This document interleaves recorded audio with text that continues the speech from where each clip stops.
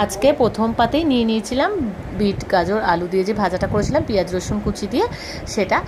আর রবিবার আজকে আর বিশেষ কিছু করিনি, মেয়েটার শরীরটা ভালো ছিল না বলে রান্নায়ও আজকে বিশেষ একটা মন ছিল না।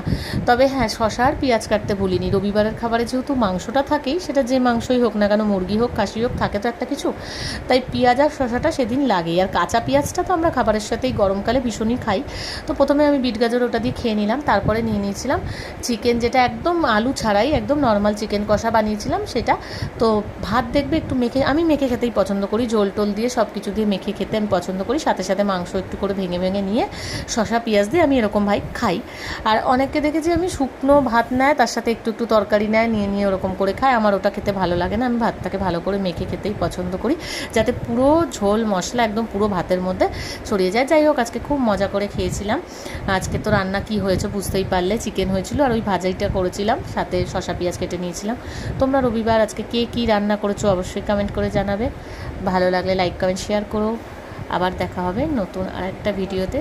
ততক্ষণের জন্যে সবার জন্যে শুভকামনা রইল। সবাই খুব ভালো থেকো। আর আমার কোন ধরনের ভিডিও তোমাদের বেশি পছন্দ, রান্নার ভিডিও না রিলস ভিডিও, গানের, কি ভালো লাগে সেটা অবশ্যই জানাবে। শেষে রেখে দিয়েছিলাম একটা গুড়দা যেটাকে বলে, ওইটা রেখেছিলাম, ওইটা খুব ভালো লাগে আমার খেতে। তো টাটা।